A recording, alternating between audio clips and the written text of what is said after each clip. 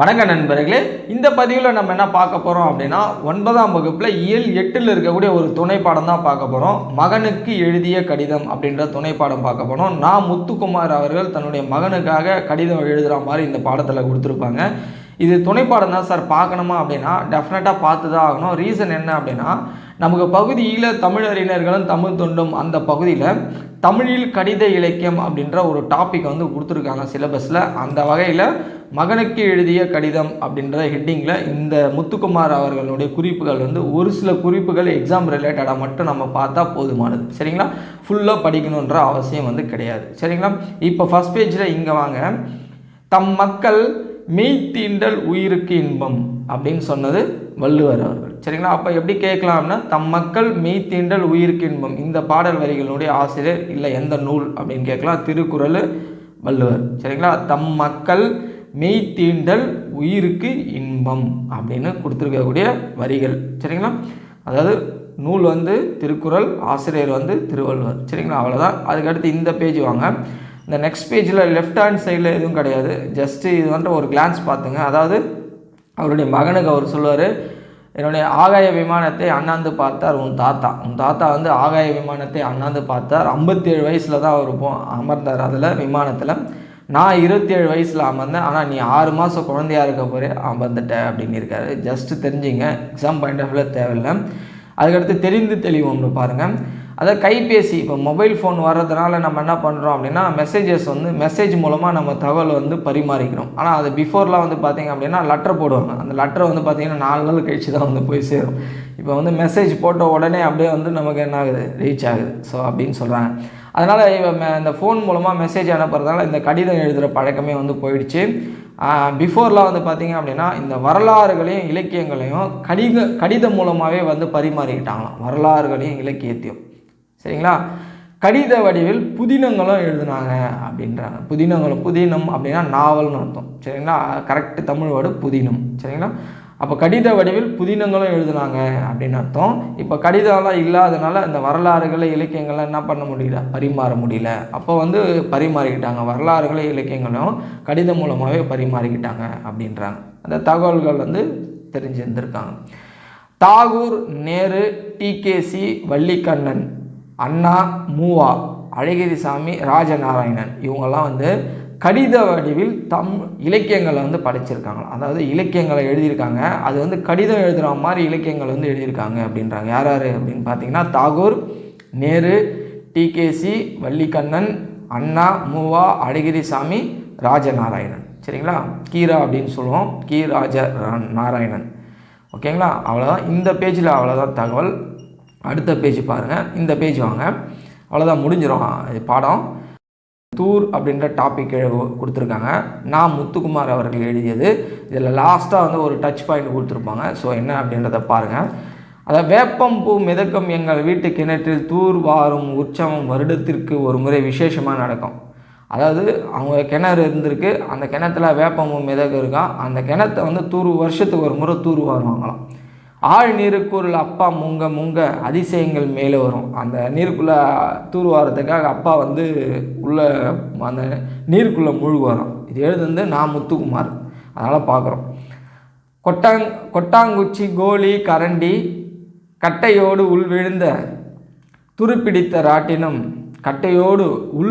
துருப்பிடித்த ராட்டினம், வேலைக்காரி திருடியதாய் சந்தேகப்பட்ட வெளி டம்ளர், சேற்றிற்குள் கிளறி எடுப்போம் நிறையவே. அதாவது இந்த பொருள்லாம் கொட்டாங்குச்சி, கோலி, கரண்டி உள்ளே விழுந்துடுச்சு, துருப்பிடித்த ராட்டினோடு உள்ளே விழுந்துடுச்சு அப்படின்னா, வேலைக்காரி திருடியதாக வெளி டம்ளர், அதான் இந்த பொருள்லாம் அந்த கிணத்துல விழுந்திருக்கு, அதை நாங்கள் தூர் வர்றப்போ அதை எடுப்போம் அப்படின்றாங்க. சரி, ஓகே. அடுத்து பாருங்கள்.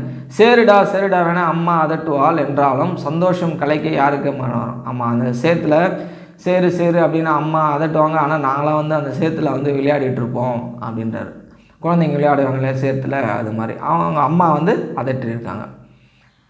பகை வென்ற வீரனாய் தலைநீர் சொட்ட அப்பா மேலே வருவார். அப்போ அப்பா என்ன பண்ணுவார், அந்த பகையை வென்றுட்டு வீரமாக அப்படியே வெளியே வருவாங்க இல்லையா, அந்த மாதிரி அந்த போர்க்களத்தில் வென்று வீரமாக வருவாங்க இல்லையா, அந்த மாதிரி அப்பா என்ன பண்ணுவார், அந்த நீருக்குள்ளே மூழ்கி அந்த பொருளை எடுத்துகிட்டு நீர் சொட்ட அப்பா எழுந்து வருவார் அப்படின்றார். இன்று வரை அம்மா கதவுகளின் பின்னிருந்து தான் அப்பாவோடு பேசுகிறாள், கடைசி வரை அப்பாவும் மறந்தே போனார், மனசுக்குள் தூர் எடுக்க. சூப்பராக கொடுத்துருக்காரு பாருங்க. அதான் நான் முத்துக்குமார். அதாவது நீ அந்த கிணற்றில் வந்து தூர் எடுத்திருக்கிறாரு. அம்மா வந்து இப்போ வரையும் கதவு பின்னாடி தான் வந்து பேசுவாங்களாம் அந்த காலத்தில். இப்போல்லாம் அப்படி கிடையாது, கதவு சாத்திட்டு வெளியே தள்ளிடுவாங்க. அதுக்காக மேரேஜ் பண்ணுறதுக்கு பயமாக இருக்குது. இன்று வரை அம்மா கதவுகளின் பின்னிருந்தான் அப்பாவோடு பேசுகிறாள். அதாவது கதவுகள் பின்னாடி இருந்தால் வந்து அம்மா வந்து பேசியிருக்காங்க. அவ்வளோ பணிவோடு அவ்வளோ பொறுமையாக வந்து பேசுவாங்களாம். அதனால தான் பெரியார் அவர்கள் வந்து சொல்லியிருப்பார், அவங்களுடைய கருத்துக்களுக்கு வந்து நம்ம மதிப்பு கொடுக்கணும் பெண்களுக்கு அப்படின்னு சொல்லியிருப்பார். அதான் இங்கே கொடுத்துருக்காரு. கடைசி வரை அப்பாவும் மறந்தே போனார், மனசுக்குள் தூர் எடுக்க. அவங்களுடைய கருத்துக்களுக்கும் அவங்களுடைய சொல்லக்கூடிய அந்த கருத்துக்களுக்கும் அவங்களுக்கும் வந்து முதன்மை கொடுக்கல, அவங்களுக்கு வந்து மதிப்பு கொடுக்கல. கிணத்துல தான் தூர் வாரினே தவிர அந்த மனசுக்குள்ளே தூர் வாரத்தை வந்து மறந்துட்டார் அப்படின்னா என்ன, அவங்க ஏன் அப்படி அந்தளவுக்கு வந்து, ஏன்னா யார் வந்து எதுவுமே வந்து அடிமை கிடையாது. அவங்கவுங்க வாழ்கிறதுக்கு எல்லாத்துக்குமே அவங்கவுங்களுக்கு ரைட்ஸ் இருக்குது. அவங்கவுங்க கருத்துக்கள் வந்து பரிமாறத்துக்கு ரைட்ஸ் இருக்குது. எல்லாத்துக்குமே ஈக்குவல் ரைட்ஸ் கொடுக்கணும் அப்படின்றாரு. ஸோ அதனால் மனசுக்குள் தூர் எடுக்க மறந்து போயிட்டார் அப்படின்னு கொடுத்துருக்காரு. நான் முத்துக்குமார் அவர்கள் வந்து எழுதியது. சரிங்களா? அதுக்கடுத்து இந்த ஒரு சின்ன விஷயம் மட்டும் பார்த்துங்க. அதை பிடித்த வேலையை செய், உனக்கு பிடிச்ச வேலையை மட்டும் செய்ப்பா அப்படின்றாரு. அதை கிடைத்த வேலையை விட, நான் இந்த வேலை கிடைச்சிச்சு அப்படின்றதுக்காக போகாத, பிடித்த வேலையை செய் அப்படின்றார். இனிய இல்லறம் தொடங்கு. ஆமாம், இனிய இல்லறம் தொடங்கு அப்படின்னா, கடன் வாங்கியாவது மற்றவங்களுக்கு உதவி செய்யுது ரொம்ப கஷ்டங்க. அந்த கடன் வாங்கி அடுத்தவங்களுக்கு கொடுத்துட்டான், அவன் கொடுக்காமல் போயிட்டான் அப்படின்னா என்ன பண்ணுறது, நம்ம ரொம்ப கஷ்டப்படும். சரிங்களா? ஒருத்தருக்கு உதவின்னு வரும்போது உதவி செஞ்சிட்டோம் அப்படின்னா அதனால் வந்து ரொம்ப பிரச்சனைகள் வந்து ஏற்படுது. அதனால் அதாவது பிச்சை போட்டால் கூட பாத்திரம் அறிஞ்சு போடுங்க அப்படின்வாங்க. அந்த மாதிரி உதவி செஞ்சோம் அப்படின்னா அது யாருக்கு செய்யணும், அவங்க நல்லவனா அப்படின்னு பார்த்து தான் வந்து உதவி செய்யணும். ஏன்னா அந்த உதவி அப்படின்ற ஒரு விஷயத்துக்காக நிறைய நம்ம வந்து பட்டிருக்கோம். அதனால் சொல்கிறேன், வாழ்க்கைக்கும் தேவை, இங்கே பாடத்துக்கும் தேவை. கிடைச்ச வேலையை விட பிடிச்ச வேலையை செய்ப்பா அப்படின்றார் முத்துக்குமார் சொல்லியிருக்காரு. இனிய இல்லறம் தொடங்குன்றார். கடன் வாங்கியாவது அடுத்தவங்களுக்கு உதவி செய்கின்றாரு, தேவையில்லாது. அதில் கிடைக்கும் ஆனந்தம் அலாதியானது அப்படின்றாரு. சரி, அவஸ்தைப்பட்டால் யார் என்ன பண்ணுறது? உறவுகளிடம் நெருங்கியரு விலகியரு, கரெக்டான விஷயந்தான். உறவுகள் வேண்டான்னு ஒதுக்கிடும் கூடாது, ரொம்ப நெருக்கமாகவும் இருக்கக்கூடாது. அதாவது நெருங்கியரு விலகியரு, பேசு, நல்லா பேச, வாங்க போங்க, ஓகே கரெக்ட், நல்லா பாசமாக இருக்கலாம். அதுக்கு ரொம்ப க்ளோஸாகவும் வேண்டாம் அப்படின்றாரு. சரிங்களா? கொஞ்சம் தள்ளியே இருங்க அப்படின்றாரு. எல்லா உறவுகளை விட மேன்மையானது நட்பு மட்டும்தான்மா. எல்லா உறவுகளையும் மேன்மையாக நட்பு, இது உண்மை. ஆனால் நல்ல நண்பர்களை சேர்த்துக்கொள்ள அப்படின்றார். சரிங்களா? நல்ல நண்பனை சேர்த்துக்கொள்ள, அப்போ தான் அந்த நட்பு வந்து மேன்மையாக அடையும். சரிங்களா? இப்போ நம்ம படிக்கிறோம், நீங்கள் படிக்கிறீங்க அப்படின்னா அந்த படிக்கக்கூடிய அந்த வட்டாரத்துக்குள்ளே இருக்கணும். ஊர் சுற்றுறக்கூடிய வட்டாரத்துக்குள்ளே போகணும் அப்படின்னா மைண்டு வந்து டைவெர்ட் ஆகிடும், படிக்க முடியாது.